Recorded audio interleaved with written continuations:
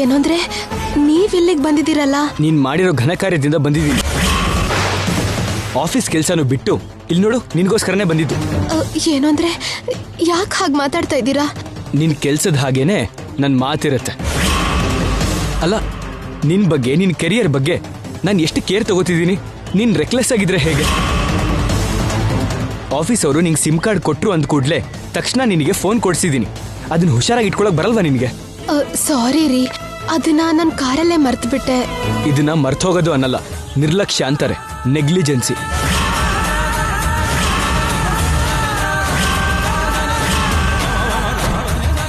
ನಾಳೆ ಹೋಳಿಗೆ ಸಂಬಂಧಪಟ್ಟಿರೋ ಪ್ರೋಮೋ ಹಾಡಿ ಗಂಟೆಯಲ್ಲಿ ಕಳಿಸಿ ಅಂತ ನಿನ್ನ ಆಫೀಸ್ ನಂಬರ್ಗೆ ಫೋನ್ ಮಾಡಿ ಹೇಳಿದಾರೆ ಅವರು. ಆ ವಿಷಯ ನಿನ್ಗೆ ಹೇಳೋಣ ಅಂತ ಫೋನ್ ಮಾಡಿದ್ರೆ ನೀನ್ ಫೋನ್ ರಿಸೀವ್ ಮಾಡ್ತಿಲ್ಲ. ಇಲ್ಲಿಗೆ ಬರೋ ಅರ್ಜೆಂಟಲ್ಲಿ ನೀವು ಫೋನ್ ಮಾಡಿದನ್ನ ಗಮನಿಸಿಲ್ಲ ರೀ. ಅದನ್ನ ಗಮನಿಸದೇ ಇರೋದು ಅನ್ನಲ್ಲ, ಕೇರ್ಲೆಸ್ನೆಸ್ ಅಂತಾರೆ. ಫೋನಲ್ಲಿ ಮಾತಾಡಕ್ ನಿನಗಾಗಲ್ವೇನೋ? ಕನಿಷ್ಠ ಮೆಸೇಜ್ ಮಾಡಿದ್ರೆ ಆಗಾದ್ರೂ ನೋಡ್ತೀಯೇನೋ ಅಂತ ನಿನಗೆ ಮೆಸೇಜ್ ಮಾಡಿದೆ. ಮೆಸೇಜ್ ಬೇಡ, ಹೇಳ್ಬೇಡ. ಆ ಮೆಸೇಜ್ ಕೂಡ ನೋಡಕ್ ಟೈಮ್ ಇಲ್ಲ, ಬ್ಯುಸಿ ಆಗಿದ್ದೆ ಅಂತೀಯ ಅಷ್ಟೇ ಅಲ್ವಾ? ಇದನ್ನ ಬ್ಯುಸಿ ಅನ್ನಲ್ಲ, ನಿರ್ಲಕ್ಷ್ಯ ಅಂತಾರೆ, ನೆಗ್ಲಿಜೆನ್ಸಿ. ನಿನ್ ಜಾಬ್ ಅಂದ್ರೆ ನಿರ್ಲಕ್ಷ್ಯ, ನಿನ್ ಕೆರಿಯರ್ ಅಂದ್ರೆ ನಿರ್ಲಕ್ಷ್ಯ. ನಿರ್ಲಕ್ಷ್ಯ ಇರೋಂಥವ್ರು ಯಾರು ಕೆರಿಯರ್ ಅಲ್ಲಿ ಮೇಲ್ ಬರಲ್ಲ. ನೀನೊಬ್ಳು ಸಿಂಗರು, ಹೀಗೆ ತಲೆಸ್ನಾನ ಮಾಡಿ ಒದ್ದೆ ಬಟ್ಟೆಯಲ್ಲಿ ಗುಡಿ ಗೋಪುರ ತಿರುಗ್ತಾ ಇದ್ರೆ ನಿನಗೆ ಚಳಿ ಜ್ವರನೋ ನೆಗಡಿನೋ ಆದ್ರೆ ಹೇಗೆ ಹಾಡ್ತೀಯ? ಅಷ್ಟು ಮಾತ್ರ ನೀನು ಯೋಚನೆ ಮಾಡಲಿಲ್ಲ, ಆದ್ರೆ ನಾನು ಯೋಚನೆ ಮಾಡಿದೆ. ಹಾಗೆ ಯೋಚನೆ ಮಾಡಿ ಈ ವ್ರತ ನಿನ್ನ ಹತ್ರ ಮಾಡಿಸ್ಬೇಡಿ ಅಂತ ಮಮ್ಮಿಗೆ ಹೇಳಿದ್ದೆ. ಆದ್ರೂ ಸರಿ, ವ್ರತ ಮಾಡೋದಕ್ಕೆ ಬಂದ್ರಿ. ಅದು ಅತ್ತೆ ಹೇಳಿದ್ರು. ಅತ್ತೆ ಬಾ ಅಂತಂದ್ರೆ ಬಂದ್ಬಿಡೋದೇನಾ?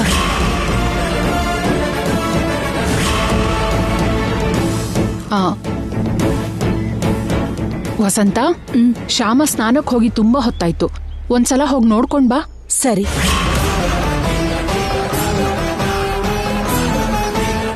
ದಯವಿಟ್ಟು ನಾನು ಹೇಳೋದನ್ನ ಕೇಳಿಸ್ಕೊಳ್ರಿ. ಈ ವ್ರತ ಫಲಿಸಿ ನಾಗದೇವತೆ ದಯೆ ತೋರಿಸಿ ನನ್ನ ಹರಿಸಿದ್ರೆ ನಿಮ್ ವಿಷಯದಲ್ಲಿ ಅತ್ತೆಗಿರೋ ಭಯ ಪೂರ್ತಿ ಹೋಗತ್ತಲ್ಲ ಅಂತ ಈ ವ್ರತ ಮಾಡಕ್ ಬಂದಿದ್ದೀನಿ. ಮಮ್ಮಿ ಭಯ ಹೋಗ್ಸೋದು ಎಷ್ಟು ಮುಖ್ಯನೋ, ಸಿಂಗರ್ ಆಗಿ ನಿನ್ ಕೆರಿಯರ್ ಬಗ್ಗೆ ಯೋಚನೆ ಮಾಡೋದು ಕೂಡ ಅಷ್ಟೇ ಮುಖ್ಯ. ನಿಜಾನೇ ರೀ, ನನ್ ಕೆರಿಯರ್ ಕೂಡ ಮುಖ್ಯನೇ. ಅದಕ್ಕೆ ಹಾಡ್ ಹಾಡಿ ಅದನ್ನ ರೆಕಾರ್ಡ್ ಮಾಡಿಸಿ ಅದನ್ನ FM ಸ್ಟೇಷನ್ ಕಳ್ಸಿದೀನಿ.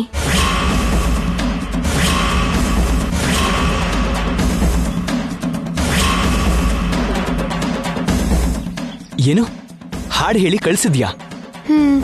ಹೌದು ರೀ, ಕಳ್ಸಿದೀನಿ.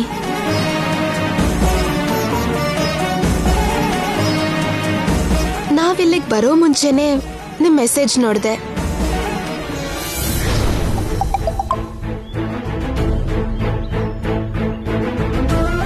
ಹೋಲಿ ಪ್ರೋಮೋ ಸಾಂಗ್ ಹಾಡಿ 1 ಗಂಟೆಲಿ ಕಳಿಸ್ಬೇಕಂತೆ. ಆಫೀಸಿಂದ ಕಾಲ್ ಮಾಡ್ತಿದ್ದಾರೆ. 1 ಗಂಟೆ ಒಳಗೆ ಹಾಡ್ ಕಳ್ಸೋದಾ? ಈಗೇನ್ ಮಾಡ್ಲಿ? ಶ್ಯಾಮ, ಹೊರಡಣ್ವಾ? ಹಾ ಸರಿ ಅತ್ತೆ, ಬಾ. ಇಲ್ಲಿಗ್ ನಾವು ಬಂದ ಮೇಲೆ ತಲೆ ಸ್ನಾನ ಮಾಡಿ ಒದ್ದೆ ಬಟ್ಟೆಲ್ ಬರ್ತೀನಿ ಅಂತ ಅತ್ತೆನೆಲ್ಲ ಹುತ್ತದ ಹತ್ರ ಕಳ್ಸಿ ನಾನು ಅಲ್ಲಿಂದ ದೂರ ಬಂದು ಹಾಡ್ ಕಳಿಸ್ದೆ.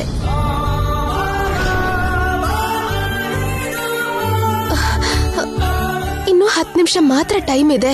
ಈ 10 ನಿಮಿಷದಲ್ಲಿ ಹಾಡ್ ಹಾಡಿ ರೆಕಾರ್ಡ್ ಮಾಡಿ ಕಳಿಸ್ಬೇಕು. ಅಯ್ಯೋ, ಎಲ್ಲಾ ಕಡೆ ಜನ ಇದ್ದಾರೆ, ಹೇಗ್ ಹಾಡ್ಲಿ?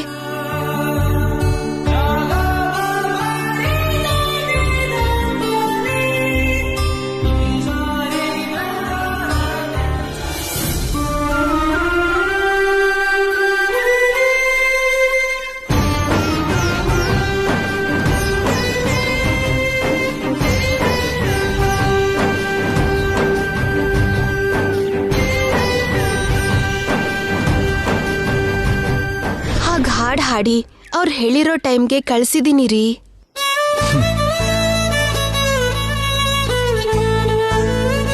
ಆ ವಿಷಯ ಕೇಳೋಣ ಅಂತ ನಿಮಗ್ ಫೋನ್ ಮಾಡಿದ್ರೆ ಸಿಗ್ನಲ್ ಸಿಗ್ಲಿಲ್ಲ. ಹೋಗ್ಲಿ ಬಿಡು ಶ್ಯಾಮ, ಏನೋ ಕಷ್ಟಪಟ್ಟು ಹಾಡು ಹೇಳಿ ಕಳಿಸಿದ್ಯಲ್ವಾ. FM ಸ್ಟೇಷನ್ ಅಲ್ಲಿ ಕೃಷ್ಣ ತುಳಸಿಗೆ ಬ್ಯಾಡ್ ನೇಮ್ ಬರ್ದಿದ್ದ ಹಾಗೆ ಮಾಡಿದ್ಯಲ್ವಾ. Good, very good. ಟೈಮಿಗೆ ನೀನು ಹಾಡು ಹೇಳಿ ಕಳಿಸದೇ ಇದ್ರೆ ಅವ್ರು ನಿಂಗೆ ಏನಂತಾರೋ ಅಂತ ತುಂಬಾ ಟೆನ್ಷನ್ ಆಗಿತ್ತು ಶ್ಯಾಮ. ಆ ಟೆನ್ಷನಲ್ಲಿ ಏನೇನೋ ಮಾತಾಡ್ಬಿಟ್ಟೆ, ಸಾರಿ. ಅಯ್ಯೋ, ನೀವ್ಯಾಕ್ರಿ ನನ್ನ ಹತ್ರ ಸಾರಿ ಕೇಳ್ತಿದ್ದೀರಾ? ಇಲ್ಲಿದಾರ ಇವರು? ಗುಟ್ಟಾಗೇನೋ ಮಾತಾಡ್ಕೋತಿದ್ದಾರೆ. ಶ್ಯಾಮ. ಶ್ಯಾಮ, ಕಂದ ಅಖಿಲ್, ನೀನ್ ಯಾವಾಗ ಬಂದೆ? ಈಗಷ್ಟೇ ಬಂದೆ ಮಮ್ಮಿ. ನೀನ್ ಬೇಡ ಅಂದ್ಮೇಲ್ ಕೂಡ ಶ್ಯಾಮ ಕೈಲಿ ಈ ವ್ರತ ಮಾಡಿಸ್ತಿರೋದಕ್ಕೆ ಕೋಪ ಬಂದಿದ್ಯಾ ನಿನ್ಗೆ? ಛೇ, ನಿಮ್ಮೇಲೆ ಏನು ಕೋಪ ಮಮ್ಮಿ? ನೀವೇನೇ ಮಾಡಿದ್ರು ನನ್ನ ಒಳ್ಳೇದಕ್ಕೆ ಮಾಡ್ತೀರಾ ಅಲ್ವಾ? ನೀನು ನನ್ನ ಬಂಗಾರ, ನನ್ನನ್ನು ಅರ್ಥ ಮಾಡ್ಕೊಂಡಿಯಲ್ಲ. ಬನ್ನಿ. ಬಾ.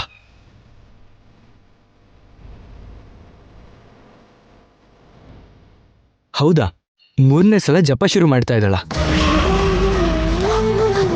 ಹೌದು ಕಂದ, ಈ ಸಲನಾದ್ರೂ ಆ ನಾಗದೇವತೆ ಕರುಣಿಸಿದ್ರೆ ಸಾಕು.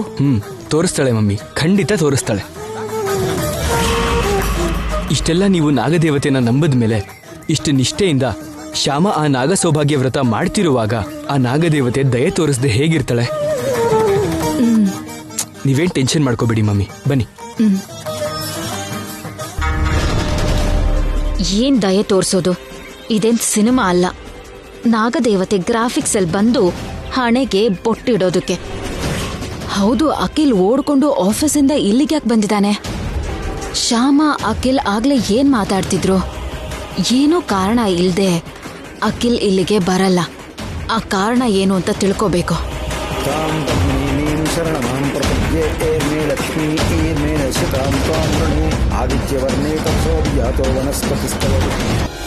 तस्य फलानि तपसानुगन्तमायान्तरयाश्च वाक्या अलक्ष्मीः उपैतुमां देवसदः कीर्तिस्त्वमणिना सह प्रादुर्भूतोऽस्मि राष्ट्रेऽस्मिन् कीर्तिमद्यं ददामि शुक्तिपासामलां ज्येष्ठामलक्ष्मीं नाशयाम्यहम्. ನೋಡಮ್ಮ, ಇದನ್ನು ತಗೊಳ್ಳಮ್ಮ.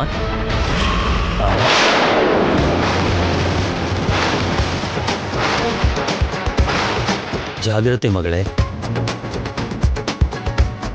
ನಾನು ಹೇಳಿದ್ನಲ್ಲಮ್ಮ, ಈ ಜಪಮಾಲೆ ನೆಲಕ್ಕೆ ತಾಗಬಾರ್ದು.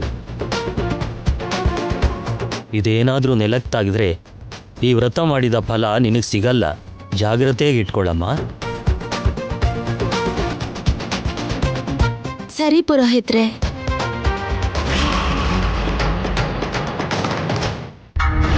ಆ ಜಪಮಾಲೆನ ಹೇಗಾದ್ರೂ ಕೆಳಗಡೆ ಬೀಳೋ ಹಾಗೆ ಮಾಡಿದ್ರೆ ವ್ರತ ಹಾಳಾಗುತ್ತೆ, ಫಲ ಸಿಗಲ್ಲ.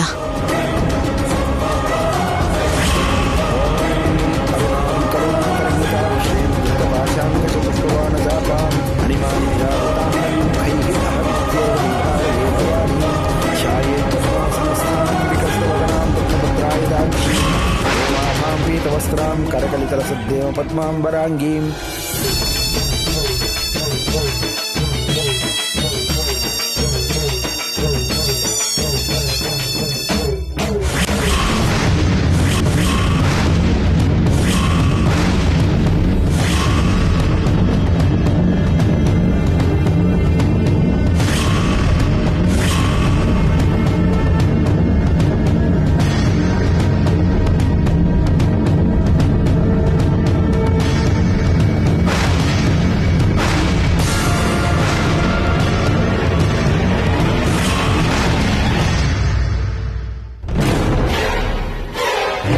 ಅಯ್ಯೋ, ಶ್ಯಾಮಂಗ್ ಯಾಕೋ ತಲೆ ಸುತ್ತಾ ಇರೋ ಹಾಗಿದೆ ದೊಡ್ಡಮ್ಮ. ಏನಾಗಲ್ಲ ಅಖಿಲ್, ಪ್ರದಕ್ಷಿಣೆ ಮಾಡ್ತಿರೋದು 3ನೇ ಸಲ ಅಲ್ವಾ? ಸ್ವಲ್ಪ ಸುಸ್ತಾಗಿ ತಲೆ ಸುತ್ತೋ ಹಾಗಿದೆ. ನೀ ಏನ್ ಭಯ ಪಡ್ಬೇಡ. ಶ್ಯಾಮ, ಬೇಡ, ಹೋಗ್ಬೇಡಪ್ಪ. ಪ್ರದಕ್ಷಿಣೆ ಎಲ್ಲ ಪೂರ್ತಿ ಆಗೋವರೆಗೂ ಹಾಗೆ ಯಾರು ಶ್ಯಾಮನ್ನ ಮುಟ್ಬಾರ್ದು. ಮುಟ್ಟಿದ್ರೆ ಫಲ ಸಿಗಲ್ಲಪ್ಪ.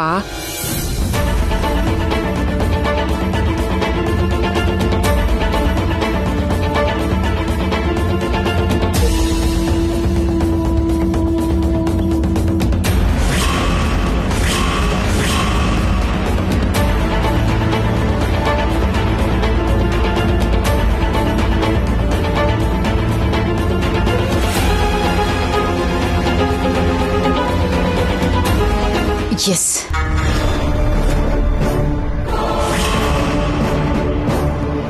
ಇದೇನಾದ್ರೂ ಅವಳ ಕಾಲಿಗೆ ಅಡ್ಡ ಸಿಕ್ತು ಅಂತಂದ್ರೆ ಅವಳು ಕೆಳಗ್ ಬೀಳ್ತಾಳೆ. ಜಪಮಾಲೆ ಆಗ ಕೆಳಗ್ ಬೀಳುತ್ತೆ, ವ್ರತ ಹಾಳಾಗತ್ತೆ.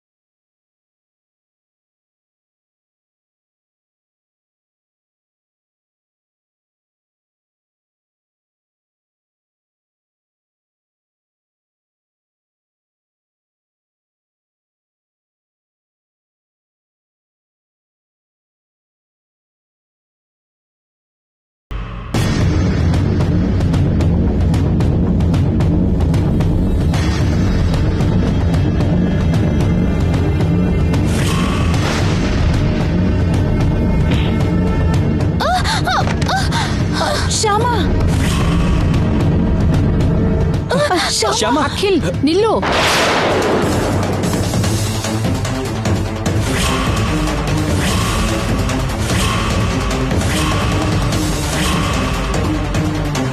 ಶ್ಯಾಮನ್ನ ಮುಟ್ಬೇಡ. ಅವಳು ಪ್ರಜ್ಞೆ ಇದೆ ತಾನೆ, ನೀನೇನ್ ಭಯ ಪಡ್ಬೇಡಪ್ಪ. ಶ್ಯಾಮ ಕೆಳಗ್ ಬಿದ್ಬಿಟ್ಲು. ಜಪಮಾಲೆ ಕೂಡ ಎಲ್ಲೋ ಬಿದ್ದಿರುತ್ತೆ.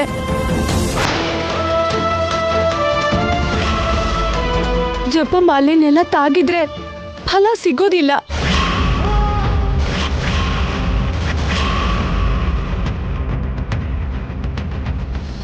ಅಂದ್ರೆ ಸೌಭಾಗ್ಯ ವೃತ ಹಾಳಾದ ಹಾಗೇನಾ?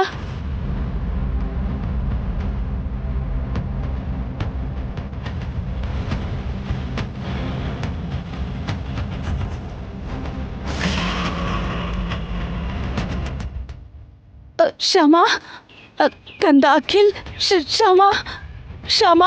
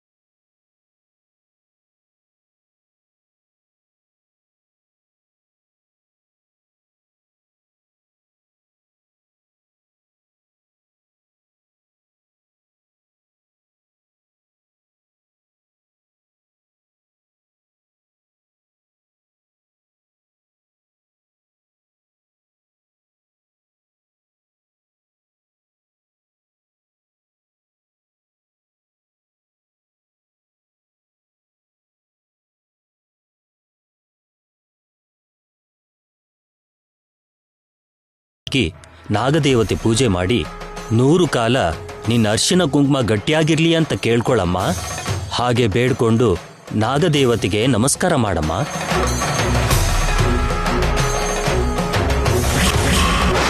ನಿನ್ನ ಅದೃಷ್ಟ ಚೆನ್ನಾಗಿದ್ರೆ ಆ ದೇವತೆ ಕರುಣೆ ತೋರಿಸಿ ನಿನ್ನ ಹಣೆಗೆ ಕುಂಕುಮ ಇಟ್ಟು ನಿನ್ಗೆ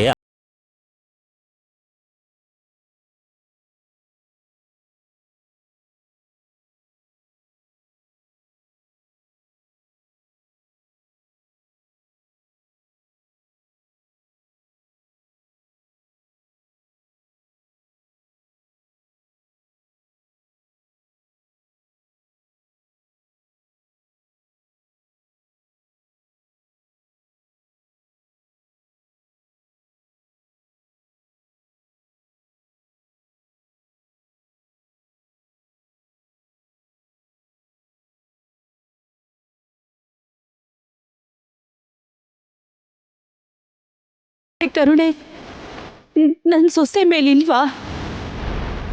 ಕರುಣೆ ತೋರಿಸಿ ದರ್ಶನ ಕೊಡಲ್ವಾ?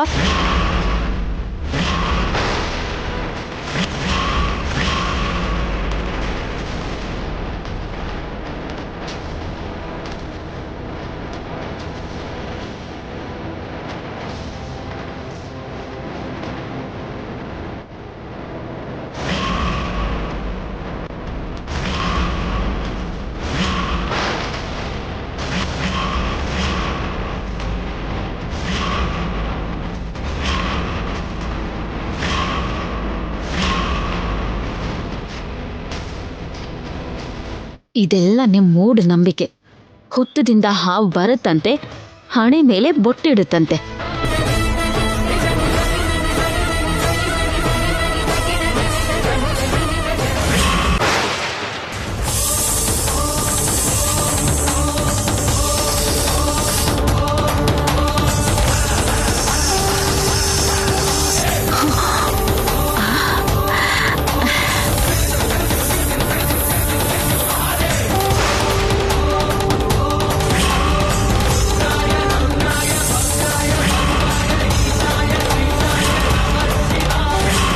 ಇದೇನಿದು? ನಿಜವಾಗ್ಲೂ ನಾಗದೇವತೆ ಬಂದ್ಬಿಟ್ಲಾ?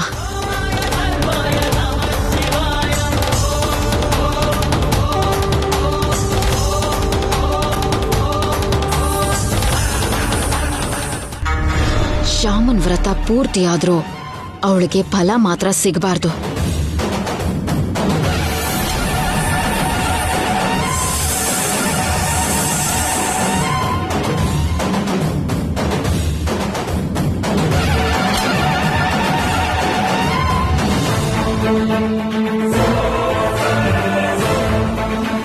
ಹಲೋ, ಬೇಗ ಹೊರಟು ಕಳಿಸಿರೋ.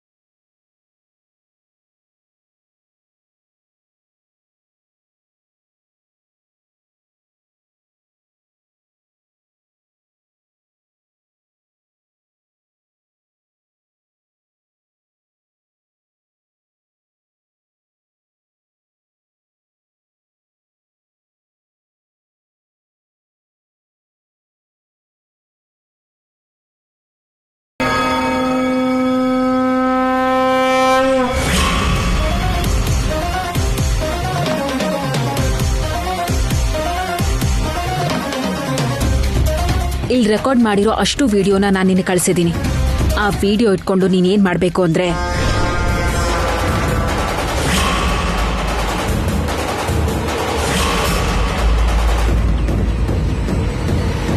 ಅರ್ಥ ಆಯ್ತಾ?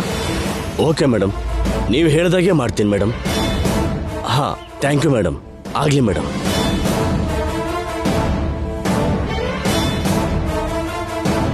ಶ್ಯಾಮ, ನಿನ್ನ ನಾಗ ಸೌಭಾಗ್ಯ ವ್ರತ ಮುಂದೆ ಏನಾಗತ್ತೆ ಅಂತ ನೋಡು.